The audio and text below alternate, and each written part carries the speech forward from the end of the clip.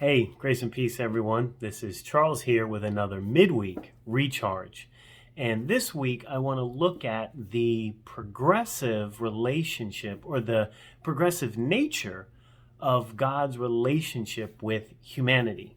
Now, that's a really big topic to try to squeeze into a Midweek Recharge, but I think we can do it because there's an elegant pattern that we find in Holy Scripture.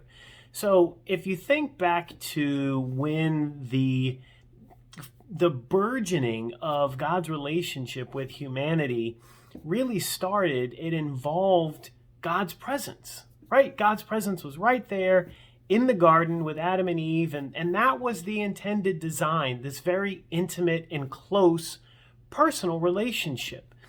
And as time progresses and as mankind falls further and further away from God's presence, there's a plan that's enacted.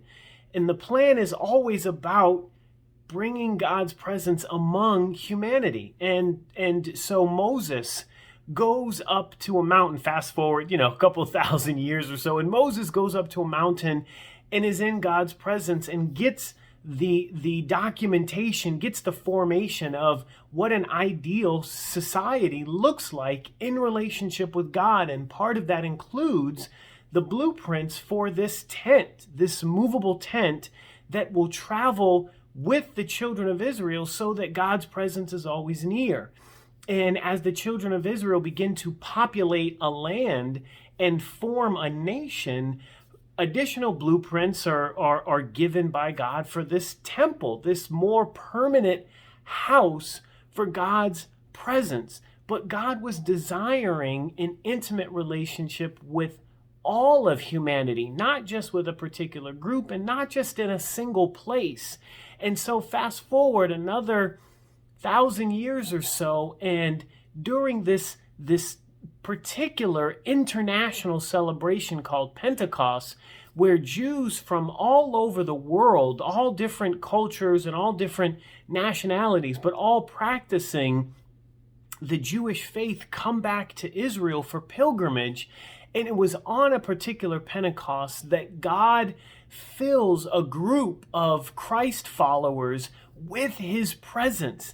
And the fire and the wind that had always accompanied God's presence from the very beginning, from the breeze that blew through the garden when God was calling Adam and Eve, to the pillar of clouds and the pillar of fire that filled the tabernacle and the temple.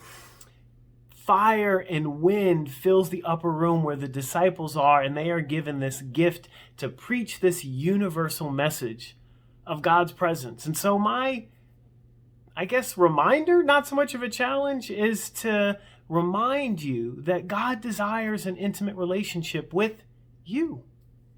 Let him in. Let the wind and the fire of God's Spirit come in and let it fill you and carry you through to a personal relationship with your God. Let that be your recharge.